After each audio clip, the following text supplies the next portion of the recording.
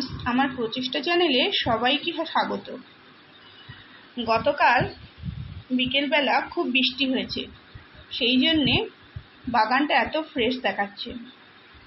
আগের দিনও ভিডিওতে দেখিয়েছিলাম এই স্ট্রাকচারটা। প্রতিদিনই এতে কতটা করে ফুল হচ্ছে সেটা একবার না দেখিয়ে ভিডিও শুরু করতে ইচ্ছা করে না, কারণ এত সুন্দর গাছগুলো গ্রোথ হয়েছে। যে কোনো লতানো গাছ যদি আমরা স্ট্রাকচার করে লাগাই তো দেখতে একটা আলাদাই সৌন্দর্য লাগে। এইখানে দেখুন কি সুন্দর সুন্দর পাতাবাহার গাছগুলোর গ্রোথ হচ্ছে।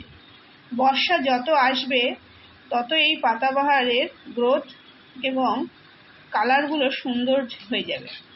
কারণ হচ্ছে গরমের সময় এগুলো একটু ডাল হয়ে থাকে, কিন্তু যত বৃষ্টির জল পড়বে ততটাই ফ্রেশ হবে। সবুজ রঙের ড্রেসিনাটা আমি নিয়ে এসেছি নার্সারি থেকে। আজকে বলবো কোন কোন গাছ আমি নার্সারি থেকে এই বর্ষার আগে নিয়ে এসেছি। তার মধ্যে প্রথমেই একটা বলে দিলাম, এই যে ড্রেসিনা। আগে লাল রঙের একটা ড্রেসিনা ছিল, এবার একটা সবুজ রঙের ড্রেসিনা নিয়ে আসলাম। কি এই সমস্ত পাতাবাহার গাছের কাটিং থেকে বর্ষাকালে সুন্দর পটিং করে নেওয়া যাবে, এই নতুন চারা তৈরি করা যাবে।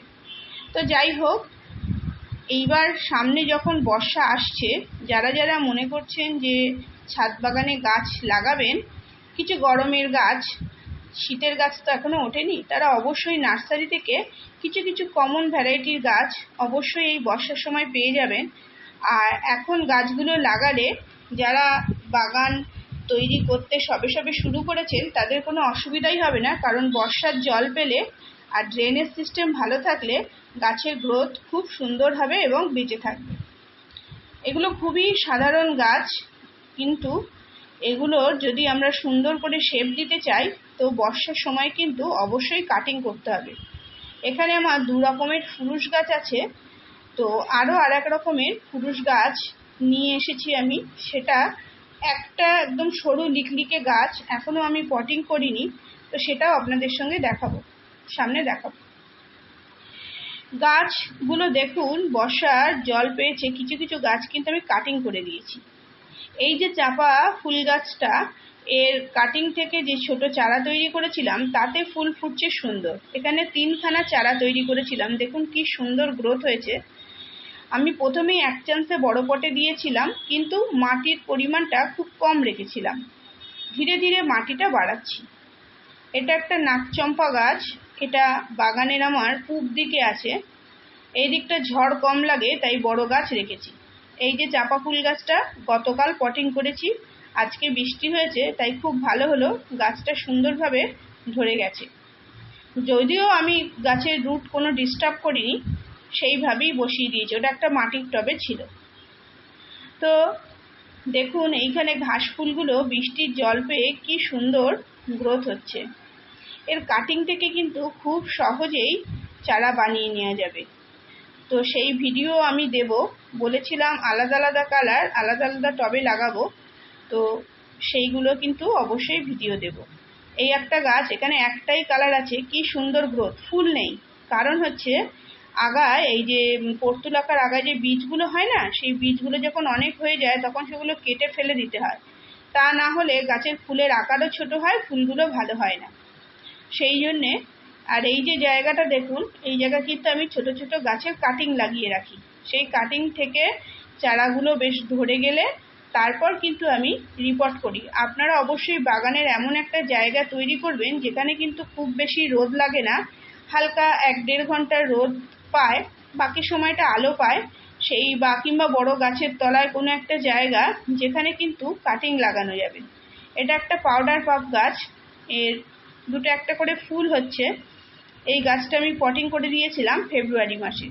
আর বেলজুঁই ফুল গাছের যা ফুল হয়েছিল সব ফুলগুলো ফুটে গেছে, 1-2টো বাদে, সেগুলোর প্রুনিং করে দিয়ে আবার নতুন করে ভার্মি কম্পোস্ট দিয়ে দিয়েছি। ভার্মি কম্পোস্ট ছাড়া আর কোনো খাবার দেবো না। আর ফেব্রুয়ারি মাসে হাড় গুঁড়ো, শিংকুচি যা দেওয়ার তখন একেবারেই দিয়ে দিয়েছি। বর্ষা আসছে, আমি এই বেলিজুঁই গাছগুলো আশা করা যাচ্ছে 1 সপ্তাহের মধ্যেই আমি ওদের রিপোর্ট করে দেব একটু বড় পটে, যাতে বর্ষায় আমি প্রচুর ফুল পাই। এইখানে দেখুন জিনিয়াগুলো প্রায় প্রত্যেকটা ফুটেছে। তো প্রচণ্ড গরমে আমি কিন্তু বীজ রাখছিলাম না যাতে গাছের চেহারাটা নষ্ট হয়ে যায়, কিন্তু এইবার কিন্তু জিনিয়ার বীজগুলো রাখবো। কারণ এই জিনিয়ার এই যে এই ফুলটা দেখুন কত বড় একটা ফুল হয়েছে, এই ফুলটা আমি গাছেই শোকাতে দেব। এখন বৃষ্টির জল পাবে, তো গাছ শুকিয়ে যাওয়ার সম্ভাবনাটা কম আছে, তো এখনই বীজ রাখবো। এইভাবে গার্ডেন করতে গেলে কিছু আইডিয়া আমাদের নিজেদেরকেই বার করে নিতে হয়। এইখানে দেখুন যে ক্রোটনটা দেখছেন, এটা নিয়ে এসেছি। এই একটা ছোট কি বলে এগুলোকে, সাদা ফুল যেটা, সেই নিয়ে এসেছি। আর এই একটা বড় টগর, যে থোকা টগর হয় সেই টগর নিয়ে এসেছি। এটা অনেক দিন থেকেই ভাবা, আগে একটা হাইব্রিড ছিল, আর একটা নিয়ে এসেছি দেশি গোলাপ, আর এই একটা দত্তপ্রিয়া, এটা ভ্যারিগেটেড দত্তপ্রিয়া। আমি পাতা যদি ফুল কম হয় বাহারি পাতা হিসাবে কাজে লাগবে তো নিয়ে এসেছি। এরকম মোটামুটি আমি 6টা মতো গাছ নিয়ে এসেছি, 2 রকম টগর, ভ্যারিগেটেড দত্তপ্রিয়া, আর একটা ফুরুষ, আর নিয়ে এসেছি একটা পাতাবাহার বা ক্রোটন, আর নিয়ে এসেছি একটা সবুজ রঙের ড্রেসিনা। তো এই সমস্ত গাছগুলো অবশ্যই আপনারা আনতে পারেন নার্সারি থেকে এখন। আর এইখানে দেখুন চন্দ্রপ্রভা গাছটা একটু অন্যান্য গাছের আড়ালে রাখা ছিল। গাছ কিন্তু প্রতিদিন আমাকে বর্ষার আগে চেক করে নিতে হবে, কারণ কোনো গাছে যদি পোকামাকড় হয়ে থাকে এবং সেটা যদি অন্য গাছের আড়ালে চলে যায় তো সেটা কিন্তু খুব দ্রুততার সাথে ছড়িয়ে যাবে বাগানে। এটা হচ্ছে মিলিবাগ লেগেছে, তো একদম পুরো এতে কোনো ওষুধই দেবো না, যেহেতু বর্ষা আছে সামনে। একেবারে 2টো ডগাতে মিলিবাগ হয়েছিল, পুরো কেটে সেটা বাগানের বাইরে ফেলে দেবো। গাছটা প্রুনিংও হয়ে গেল, অন্যান্য ডালগুলো ভালো আছে, তো তাতে খুব শিগগিরই কুড়ি চলে আসবে। এতে গরমে একবারই ফুল হয়েছিল, তারপরে কিন্তু আর ফুলই হয়নি, কেন এত প্রচণ্ড গরমে গাছটার একদমই গ্রোথ হচ্ছিল না। তো বর্ষার জল পেয়েই গ্রোথ নেওয়া শুরু করেছে, আশা করা যাচ্ছে কয়েক দিনের মধ্যেই কিন্তু ফুল ফুটে যাবে। আরও করেছি কি, বিভিন্ন যে সমস্ত গাঁদা গাছের কাটিং আছে, একটু বৃষ্টি হয়েছিল বলে সেগুলো বসিয়ে দিয়েছি। তো যাদের কাছে গাঁদা গাছের ডাল আছে তারা অবশ্যই ডাল থেকে এখন যদি 1-2 করে চারা তৈরি করা শুরু করেন তো অবশ্যই তার থেকে কিন্তু প্রচুর ফুল গাছ শীতের আগে তৈরি করে নিতে পারবে। তো এইভাবে ধীরে ধীরে ফুল গাছগুলোর যত্ন করলাম। আর কি কি গাছ আনলাম সেটাও যেমন বলছি, তার সাথে বলবো যে আমার দেখুন অ্যাডেনিয়াম গাছগুলো কিছুতেই এত প্রচণ্ড গরমে ফুলই আসছিল না। তো আবার নতুন করে খাবার দিয়েছি। খাবার বলতে এখানে আমি একদিন সবজি পচা জল দিয়েছিলাম, একদিন হিউমিক অ্যাসিড দিয়েছি, আর মাইক্রোনিউট্রিয়েন্ট এটাতে স্প্রে করে যাচ্ছি। দেখা যাক, ভিটামিন অ্যাকচুয়ালি গাছের, সেগুলো এই গাছটা ফুল দেয় কিনা। হ্যাঁ, আর একটা জিনিস দিয়েছি, কলার খোসা পচানো জল। এবার একটু বৃষ্টির জলও পেয়েছে, এবার একটু কয়েকদিন জল কম রাখলে আশা করা যাচ্ছে কুড়ি আসবে। এটা একটা মহারানীর গাছ, ঝড়ে পড়ে গিয়েছিল, গ্রাফটিং থেকে ভেঙে গিয়েছিল, খুব মন খারাপ হয়েছিল, কিন্তু নতুনভাবে দেখছি আবার তার গ্রোথ এসেছে। তো বাগান করতে গেলে এরকম অনেক কিছুই হবে যেগুলো আনএক্সপেক্টেড, আমরা চাই না, কিন্তু সেটা হয়েই যায়। তো এইখানে দেখুন যে দেশি নয়নতারাগুলো সেগুলো সব এক জায়গায় করে দিয়েছি, এবং কিছু কিছু গাছ আমি প্রুনিং করে দিয়েছিলাম। আসলে প্রুনিং করে দিলে গাছগুলো সুন্দর ঝাঁকড়া হয় এবং অনেকগুলো ব্রাঞ্চ বেরোয়। তো এই যে বড় গাছগুলো, ছোট গাছগুলো প্রুনিং করেছি, তাতে আবার নতুন ফুল আসে। এবার বড় গাছগুলো আবার একটু প্রুনিং করে দেবো এবং এর ডালগুলো আবার বসিয়ে চারা বানিয়ে নেব। ড্রাগন আগের দিন ভিডিওতে দেখিয়েছিলাম, কেমন বড় হয়েছে সেটাও আপনাদের একবার দেখালাম। 4টে ড্রাগন এখানে ঠিকঠাক আছে, আর 2টো ছিল সেগুলো শুকিয়ে পড়ে গেছে। তো বর্ষার আগে আমাদের কিন্তু এই যে এই লঙ্কা গাছটা দেখুন, লঙ্কা গাছটা পুরো পাতা কুঁকড়ে যাচ্ছিল এবং ডাঁটিগুলো কি বলবো, শক্ত শক্ত হয়ে কেমন একটা বড় সড়ো গ্রোথ হয়ে গেছিল। সেই বড় ডালগুলো পুরো প্রুনিং করে দিয়েছি, দিলে নতুন পাতাও কিন্তু চলে এসেছে। বৃষ্টির জল হচ্ছে গাছের আসল খাবার।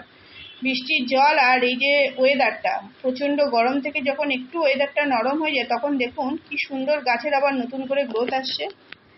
প্রত্যেকটা লঙ্কা গাছ যেগুলো এরকম বাজে শেপ হয়ে যাচ্ছিল সেগুলো কিন্তু আমি সব কেটে দিয়েছি। তো আপনারাও চাইলে লঙ্কা গাছ প্রুনিং করে দিতে পারেন। লঙ্কা গাছ একবার ফল দেয় না, অনেকবারই ফল দেয়, লঙ্কা হবে। তো এখানে বরবটি গাছগুলো খুব সুন্দর গ্রোথ হয়েছে, পুরো গাছগুলোতে ফুলে ভরে আছে, বরবটিও ধরেছে প্রচুর। এই গাছগুলো দেখুন কি সুন্দর গ্রোথ হয়েছে। আর এইখানে যে বড় বড় বেডগুলো রয়েছে, এই বড় বড় বেডগুলো বর্ষার আগে একটু খাবার কিন্তু দিয়ে দিতে হবে, কারণ প্রচণ্ড বর্ষা যখন এসে যাবে তখন কিন্তু আমরা কোনো লিকুইড খাবার দিতে পারবো না। তো বাগানে কিন্তু অবশ্যই আমাদের একটু সলিড খাবার, মানে ভার্মি কম্পোস্ট, একটু হাড় গুঁড়ো, শিংকুচি, বা একটু কিচেন কম্পোস্ট, যারা গোবর সার দিতে চান তারা কিন্তু অবশ্যই দিয়ে নিতে পারে। কারণ আর কয়েকদিনের পরেই যখন বর্ষা চলে আসবে তখন কিন্তু আমরা সলিড খাবার দিতে পারবো না। বেগুন গাছগুলো গরম একটু কমাতে খুব সুন্দর গ্রোথ এসেছে। আর এইখানে দেখাচ্ছি আমার 3টে কালার অ্যালামুন্ডা। এগুলোর ট্রিটমেন্ট কিন্তু এখনই করছি। যারা মনে করছেন ছাদ বাগানে বর্ষার পুরো হলুদ রঙের ফুলে, হলুদ, লাল বা বিভিন্ন কালারের, ক্রিম কালার একটা হয় এটা, যে সারা বর্ষাকালটা বাগান ভরিয়ে রাখবেন, তারা অবশ্যই কিন্তু অ্যালামন্ডা গাছ নিয়ে আসতে পারেন। কাটিং না করে লম্বা করে লতানো হিসাবেও লাগাতে পারেন, আবার কাটিং করে গাছটা ঝাঁকড়া করে ছোট করে রেখেও বাগানে লাগাতে পারেন। তো অবশ্যই এই সমস্ত গাছ, যেটা মাধবীলতা, অবশ্যই এই গাছগুলো আপনারা নার্সারি থেকে আনতে পারেন এই সময়।